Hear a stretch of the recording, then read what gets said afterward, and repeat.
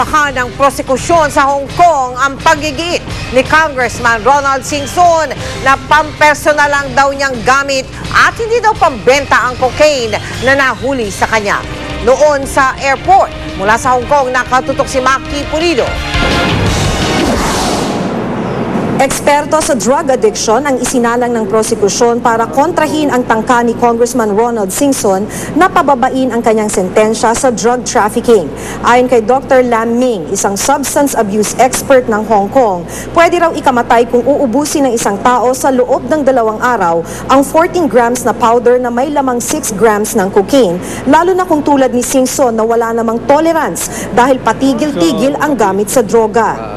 Sa itinerary ni Singson nang mahuli siya sa Hong Kong Airport noong July 11, 2010, balik Manila din dapat siya noong July 13. Kaya tingin ni Prosecutor Virginia Lau, binalak ni Singson na ibenta sa Macau ang cocaine. Sabi pa ni Dr. Lam, parang imposible nga rin ang kwento ni Singson na 10 grams ang nasinghot niya ng mag-cocaine binge matapos silang mag-away ng kanyang girlfriend na si Lovie Poe bago bumiyahe.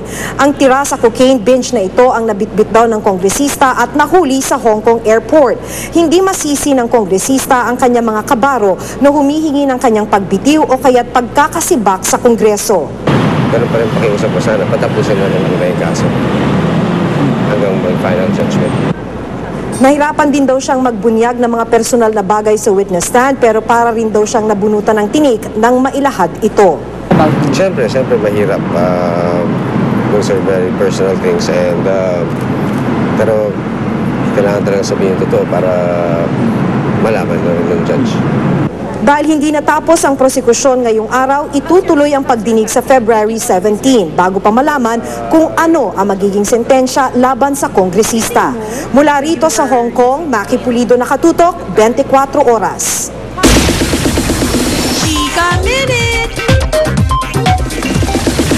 Excited ang Pinay International star na si Charisse sa kanyang kauna-unahang TV special sa Pilipinas na mapapanood dito sa Kapuso Network. Pero bakit nga ba naiyak ang kanyang ina sa rehearsal?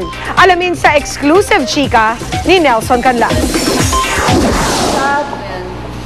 Hindi maitago ni Charisse ang kanyang excitement nang dumating sa GMA7 compound kahapon para i-tape ang Charisse Home for Valentine. Ito ang kauna-unahang TV special ni Charisse sa Pilipinas at labis siyang nagpapasalamat sa pagtitiwala ng Kapuso Network. Agad nang sumalang ang international star sa stage para sa kanyang rehearsals.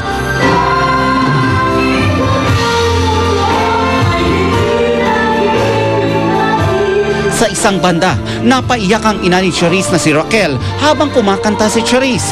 Inamin ni Mami Rax na espesyal daw ang kanta para sa kanilang mag-iina dahil ito ang naging inspirasyon nila nung mga araw na walang-wala sila. Yung time na natalo siya, depressed na siya noon, naiiyak ka. Tignan mo tong kanta na to, pakinggan mo to. Ito lang yung magbibigay sa'yo ng inspirasyon kasi ayaw niya na sumali sa sa singing contest. Araw-araw, almost in the morning, pinatutugtog ko yung kanta na yan.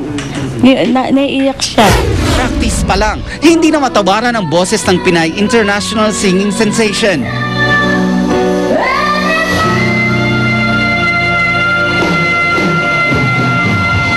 Sa lahat po ng mga kapusing nanonood ngayon, panoorin niyo po Charisse Home for Valentine, February 13, 8:30 p.m. directed by Sir Louie Ignacio, dito lang po sa Kapuso Network. Nelson Canlas updated sa Showbiz Happenings. At yan ang may init na chika today, tutuloy bukas for the hottest in showbiz. Ako po si Pia Guanyo. Melmay? Salamat, Pia. At yan po ang mga balitang aming tinutukan sa nakalipas sa 24 oras. Maraming salamat sa inyong pagtitiwala. Mula sa tahanan ng katotohanan, ako po si Mel Tiangco. Ako po si Mike Enriquez. Ito ang GMA. Walang kinikilingan, walang pinoprotektahan, walang kasinungalingan. Walang bahid politika, serbisyong totoo lamang. At dahil hindi natutulog ang balita, Nakatutok kami 24 oras.